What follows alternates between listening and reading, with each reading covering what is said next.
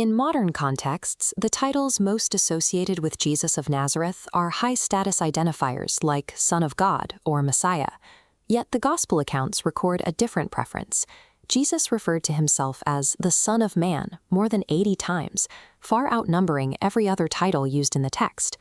On its surface, the phrase suggests a biological reality, an emphasis on human origin and the limitations of a physical body.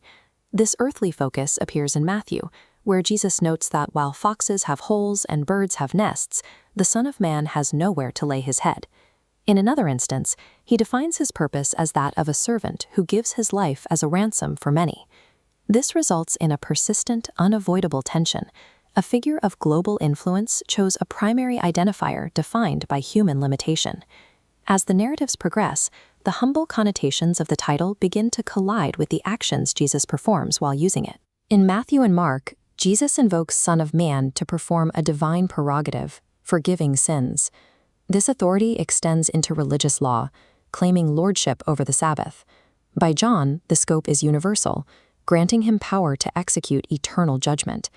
These accounts suggest that Son of Man carries a meaning beyond mere humanity, as it's tied directly to power over sin, law, and the final judgment of the world. The meaning of the phrase is found in the Jewish scriptures of the first century. The source is the book of Daniel, which contains a vision written centuries before the Gospels. Daniel describes one like a son of man approaching the Ancient of Days on the clouds of heaven. In this vision, the figure is giving an everlasting dominion and a kingdom that shall not be destroyed, with all people serving him. To a first-century audience, Son of Man identified the divine, cosmic king prophesied in the scriptures. The trial of Jesus in Mark 14 serves as the point where these two identities, the human and the divine, are forced into the open. The high priest asks him directly if he is the Messiah, the Son of God. Jesus accepts the high-status title and immediately links himself to the prophecy in Daniel.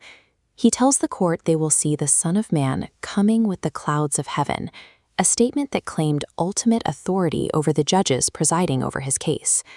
This specific title allowed Jesus to occupy two roles simultaneously: the suffering servant who sought the lost, and the divine judge of the end times.